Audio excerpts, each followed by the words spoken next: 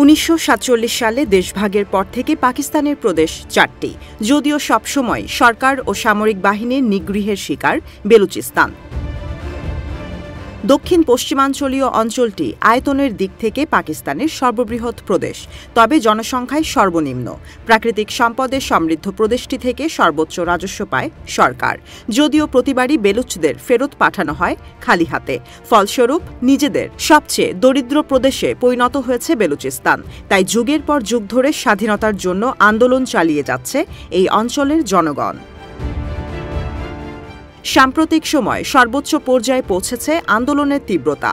জনগণ ও স্বাধীনতাকামী সশস্ত্র সংগঠনের সঙ্গে প্রায়ই সংঘর্ষে জড়াচ্ছে সামরিক বাহিনী। এমন পরিস্থিতিতে রাজ্জাক বেলুচদের দাবি, প্রদেশের 80% অঞ্চলের নিয়ন্ত্রণ হারিয়েছে সেনাবাহিনী। সম্প্রতি ইন্ডিয়া টুডের প্রতিবেদনে উঠে এসেছে এই তথ্য।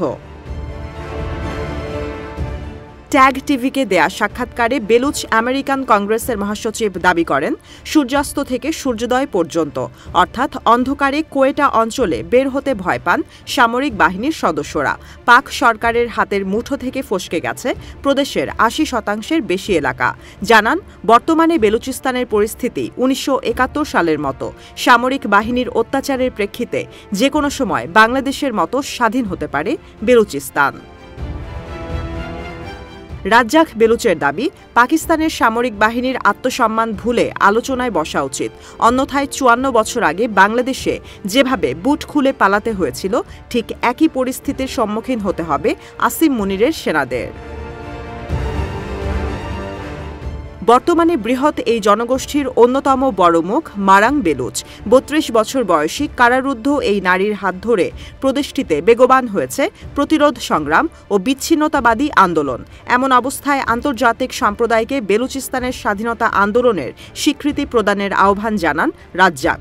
পাশাপাশি গণতান্ত্রিক রাষ্ট্রসমূহকে পাশে দাঁড়ানোর অনুরোধও করেন তিনি।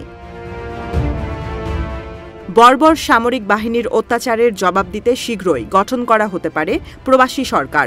বেলুচ আমেরিকান কংগ্রেসের মহাসচিব জানান, তারা কারো কাছে ভিক্ষা চান না। তবে ভারত সরকার যদি স্বাধীনতা আন্দোলনের সমর্থন প্রদান করে, তাহলে উপকৃত হবে এই অঞ্চলের জনগণ। সাম্প্রতিক সময় বেলুচিস্তানের স্বাধীনতার জন্য বাড়ছে বিচ্ছিন্নতাবাদীদের কার্যক্রম।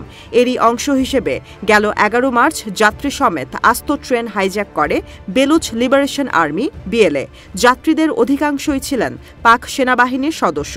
সে সময় বিএলএ প্রদেশটির রাজনৈতিক কারাবন্দীদের মুক্তির দাবি তোলায় বিশ্বব্যাপী আলোচনায় আসে প্রদেশটির স্বাধীনতার আন্দোলন।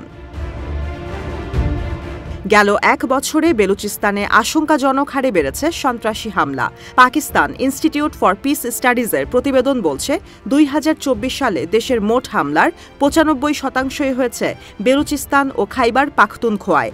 এ সময় শুধুমাত্র বেলুচিস্তানে 171টি হামলা রেকর্ড করা হয়েছে, যা আগের বছরের চেয়ে 119% বেশি।